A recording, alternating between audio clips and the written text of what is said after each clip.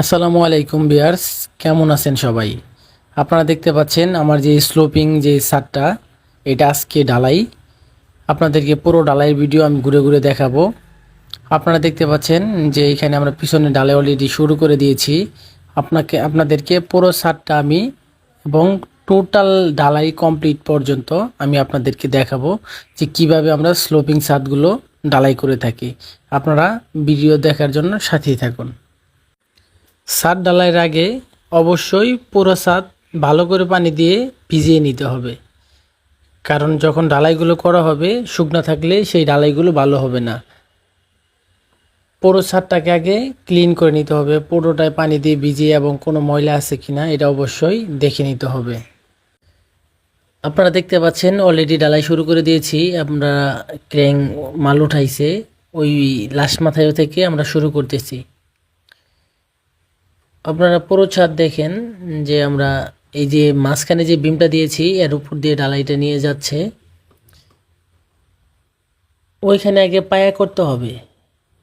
পায়াটা হবে মাঝখানের যে বিমটা আছে এই বিমের এইখানে আগে 10 ইঞ্চি কোনা শেপে ঢালাইটা আগে করে নিতে হবে। এই বিমের যে ঢালাইটা আছে এটা করে নিতে হবে। আপনারা দেখতে পাচ্ছেন যে ওই স্লোপিং যে ছাদগুলোতে নামতেছে এগুলোতে অবশ্যই খেয়াল করে কাজ করতে হবে, কারণ স্লোপিং ছাদ যদি কখনো বাইচান্স কোনো পা স্লিপ কাটে তাহলে সোজা নিচে পড়ে যাবে। এই বিষয়গুলো খেয়াল করে কাজটা করতে হবে।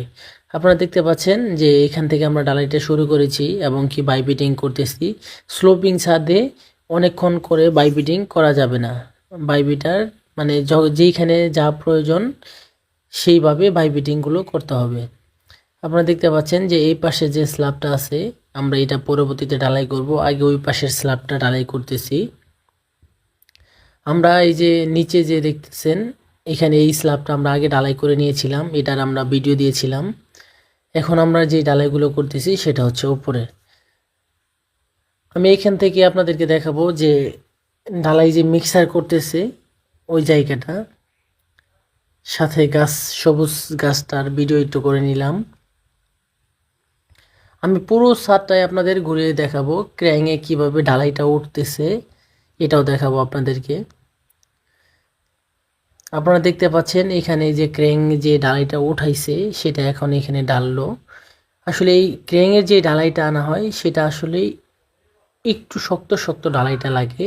এখানে বেশি লুজ ঢালাই হলে এখানে ঢালাই করা সম্ভব হবে না। আপনারা দেখতে পাচ্ছেন যে এই যে নিচে মিক্সার মেশিনে ঢালাইটা